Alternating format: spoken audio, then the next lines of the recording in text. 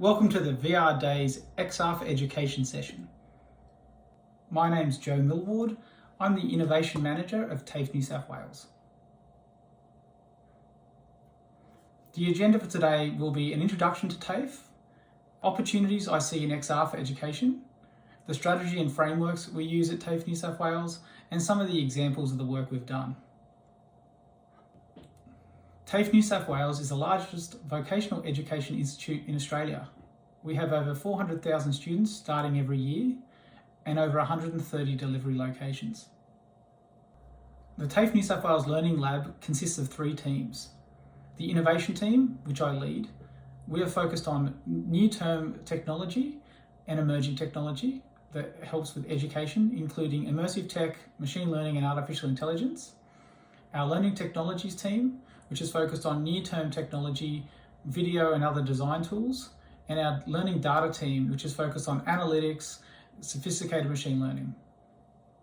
The innovation team consists of highly skilled specialists. The team's work was recognised this year by the Learning Impact Awards, where we took out the 2020 Platinum Award. We've also been nominated as finalists in the education category at the VR Awards, which will be announced later this year. I'd like to show a quick example of the work we've done over the last 12 months.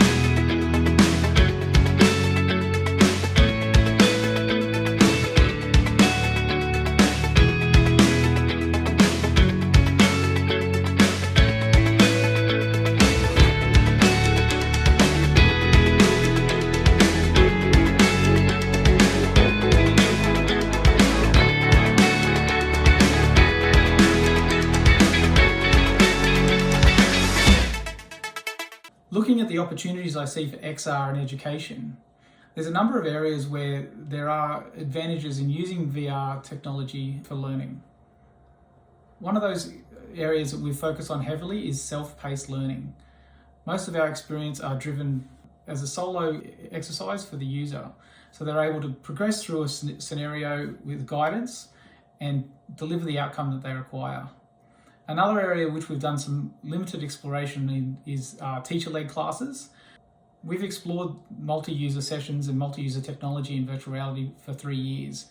Most recently, we've been using the Resolve platform. This allows us to review large BIM files with multiple users, and we see this as a crucial opportunity to be used this technology for the architectural and engineering classes. Role-play scenarios can be particularly challenging for classrooms and teachers. It's difficult for people to take these role-play scenarios seriously.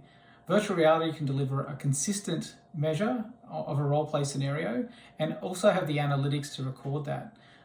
In the image here, you can see a great example from Tailspin Studios of a scenario of someone actually having a difficult conversation with a HR angle. The last area I see is lectures and conferences. We attended the Educators in VR conference earlier this year, which was attended by over 6,000 people over 6 days, 100% in virtual reality. But for normal lecturers, it allows teachers to show interesting 3D assets, other things inside a lecture style space, and keeps students engaged in an online environment. These are the pillars of the education framework for TAFE New South Wales. Firstly, we want to ensure all of our content is linked to learning, making sure that it's directly tied to training packages. Applications allow for self-paced lessons. Our augmented reality content actually enhances the existing printed content, and the area we're exploring more is multi-user sessions in the future. Everything needs to be measurable. Our VR analytics platform tracks over 90 data points a second. We can track task completion, interactions with the scene. Our AR platform tracks engagement, geo, gyro, and interaction points. In future, we want to have unique analytical sessions. We'll also be able to adjust the scene based on the student's previous performance and achievements. We need to ensure the platforms are scalable. Applications can be deployed currently remotely to headsets. The VR content can be accessed by a range of devices. We're hardware agnostic. The AR platform we have can host thousands of unique experiences. It can be accessed by any smartphone or AR headset. And in future, we're rolling out a custom MDM to further manage these devices. And lastly, but most importantly, we need to ensure that this content we develop and the technology is ongoing. All of our content includes defined learning progression, and we're adding gamification. Our scene and task randomization allows for replayability. We're always creating new and evolving experiences. And in future, our plans are to have a sandbox environment which will allow teachers and trainers to customise their XR scenes. TAFE New South Wales has been exploring immersive technology for the last 4 years. It's been a long process. The team has gone through a lot of stages. You can see here, we started in sort of curiosity and early stage experimentation.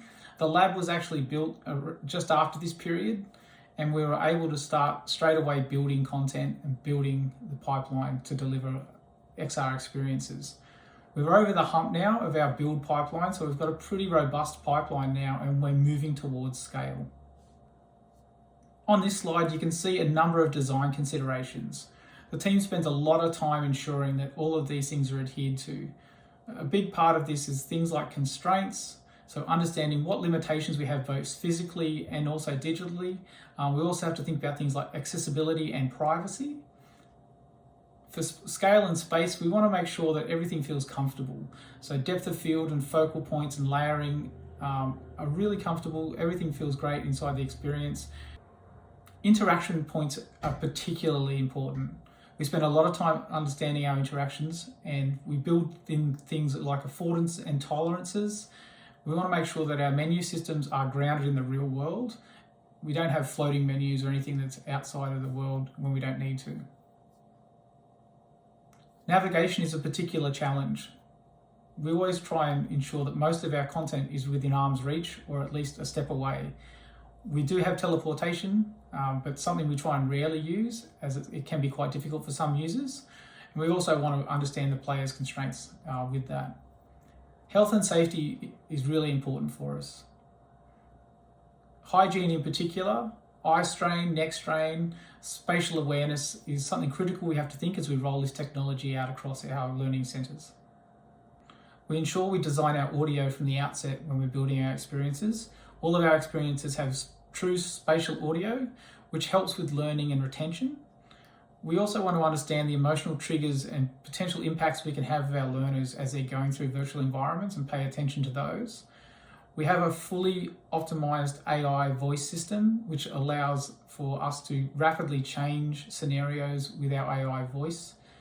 Lastly, you have to think about psychological loading of our students, so we don't put students into any areas where they may feel fearful or scared of a particular environment without giving them prior warning. Our VR prototypes project saw us build 8 VR prototypes in a 6-month period. These were focused on various industries, including science. So we built a science lab. We had plumbing, welding, stage lighting, personal protection across various sectors, canine anatomy for our vet science students. We had childcare and explosive power tools. We conducted further testing with 3 of these scenarios. The testing goals we had for our prototypes were evaluating the effectiveness and efficacy of virtual reality, measuring the engagement and usability of our prototypes, conducting our comparative test between traditional training and virtual reality. We would use these results to inform our strategic direction moving forward. The testing process for the prototypes consisted of 2 student groups and 3 training scenarios. One student group did traditional training, while the other group did virtual reality training.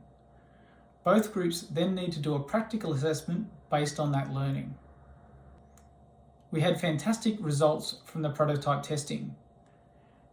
In the assessment, Virtual reality exceeded expectations in every scenario. For plumbing, students received 94% on their assessment versus 54% for traditional learners. PPE, 91 versus 52% for traditional learners, and 85% for VR participants in welding versus 59% for traditional learners. Our next steps for the prototypes will be to increase the complexity of the training scenarios, add analytics and unique session ID to track results for individuals. We want to align these scenarios so they're more closely related to the learning packages, and we also want to understand where does virtual reality fit when being used with traditional training and learning. A great example of the evolution of the work we did with these testing prototypes is our point of care virtual reality training.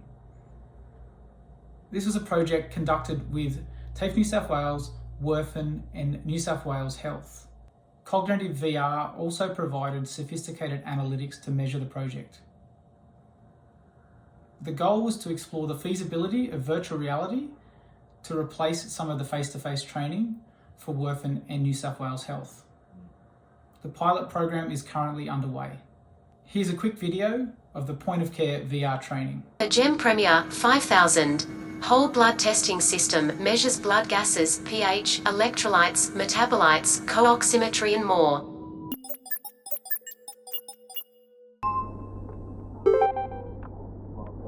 Correct. We need to log into the device before performing a search. Do this by scanning your ID card, then press enter when done.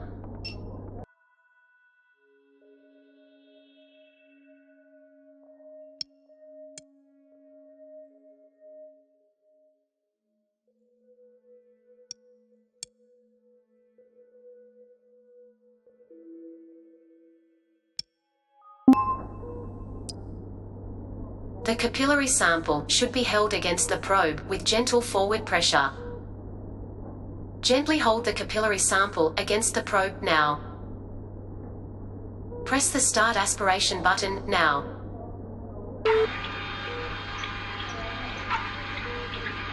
Please try again. This is the wrong answer. Correct. Insert the cartridge into the device, ensuring the probe side is facing toward you.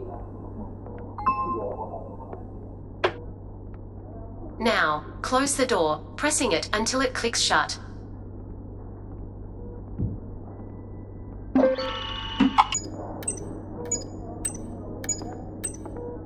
Now we need to check for blood clots. Eject a small amount of the sample into a tissue. Examine the blood in the tissue.